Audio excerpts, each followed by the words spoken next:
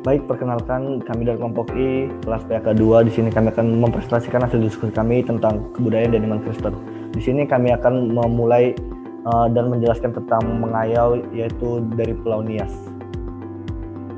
Baik, perkenalkan dulu kami ada Beatrix Stephanie Jebua, dan ada saya Jalur Jupiter, dan yang ketiga Joshua Luhut Sadana, yang terakhir Rena Riddle. Baik, di sini kami akan ada materi yang akan dibahas, yaitu ada 4. Yang pertama pengertian kebudayaan, yang kedua budaya mengayau Nias, yang ketiga tata cara pelaksanaannya, dan yang terakhir itu ada analisis. Kita masuk ke yang pertama, yaitu pengertian kebudayaan. Baik, kebudayaan ini secara umum adalah hasil cipta, rasa, dan karsa manusia dalam memenuhi kebutuhan hidupnya yang kompleks serta mencakup pengetahuan, keyakinan, seni, susila, hukum adat, dan setiap percakapan maupun kebiasaan. Kedua, budaya mengayau Nias. Latar belakang berasal dari Nias Selatan, Provinsi Sumatera Utara. Awukuka artinya atau jurang yang dalam, bermakna ini merupakan pencetus tradisi kepala di Pulau Nias.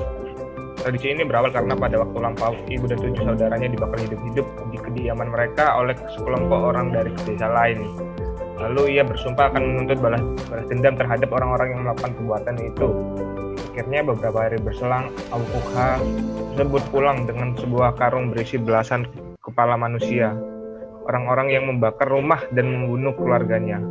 Hingga akhir hayatnya namanya pun menjadi legenda sekaligus diabadikan menjadi gelar yang diberikan untuk orang-orang sepertinya. Sejak saat itu Lamang Binu jadi tradisi masyarakat di desa tersebut. Kemudian selanjutnya adalah tata cara pelaksanaan. Tradisi Mangai Binu atau kebutuhan Binu itu pada saat itu dilaksanakan ketika yang pertama adalah ayah sudah meninggal, di mana harus ada beberapa binu untuk menjadi seorang pelayan baginya. Kemudian yang kedua adalah untuk pembangunan rumah bangsawan di Nias. Yang ketiga adalah ketika hendak mendirikan rumah adat besar, di mana tengkorak seorang laki-laki harus ditanam di bagian bawah tiang rumah di sebelah ujung kanan, dan tengkorak seorang perempuan harus ditanam di bawah tiang rumah di ujung kiri. Kemudian yang keempat adalah ketika hendak mendirikan suatu megali di depan rumah, dan yang selanjutnya adalah ketika kita hendak mengesahkan hukum adat atau fondrako. Dan yang terakhir adalah ketika kaum pria hendak memperistri gadis pilihannya. Nah, meskipun budaya ini berawal dari atau dilatar belakangi dengan balas dendam, budaya ini tidak bisa dilaksanakan secara sembarangan, teman-teman. Karena apa? Budaya ini hanya bisa dilaksanakan oleh orang-orang penting saja, seperti raja, bangsawan, kepala suku, atau tetua adat yang akan meninggal. Nah, biasanya akan dikuburkan bersama 5 kepala, 8 kepala, atau bahkan sampai 10 kepala. Nah, pemburuan ini kemudian akhirnya menjadi memudar seiring berjalannya waktu, dan ketika misionaris Kristen sudah masuk di wilayah Pulau Nias, di mana budaya ini kemudian digantikan atau mulai memudar karena ada tradisi baru, yaitu lompat batu atau yang biasa kita sebut dengan faombo. Nah, kemampuan lompat batu ini merupakan tradisi di mana untuk menunjukkan kemampuan sebagai penentu kehebatan orang Nias pada zaman itu. Analisis dari kelompok kami adalah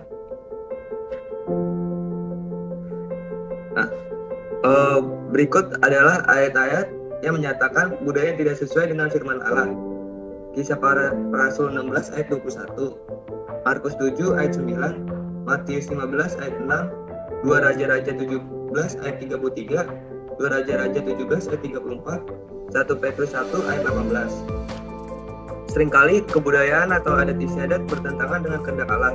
Disinilah peranan Roh Kudus dalam memberikan jawaban apakah kebudayaan tersebut sesuai dengan firman Tuhan atau tidak. Seperti budaya menghormati orang yang lebih tua tentu bukan hal yang salah.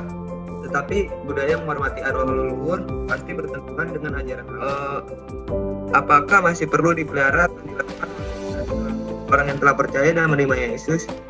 Menurut kelompok kami tidak, karena budaya menggayau ini bertentangan dengan ajaran Allah. Atau kesimpulannya adalah kebudayaan berasal dari Allah, dijalankan sesuai tata nilai dari Allah, dan harus kembali kepada Allah. Itulah esensi iman Kristen. Budaya tidak dapat dipisahkan dari keberadaan Allah, baik asal mulanya, prosesnya, hingga kepada tujuan akhirnya. Kebudayaan tidak terlepas dari pergumulan tertua manusia, yaitu dosa.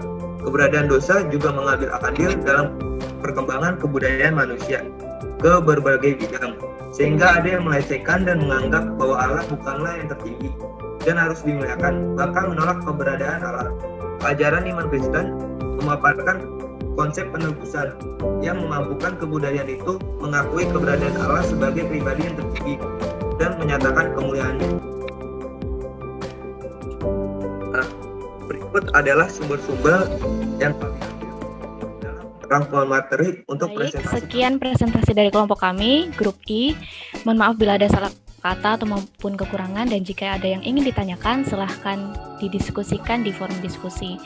Terima kasih, semoga bermanfaat. Shalom.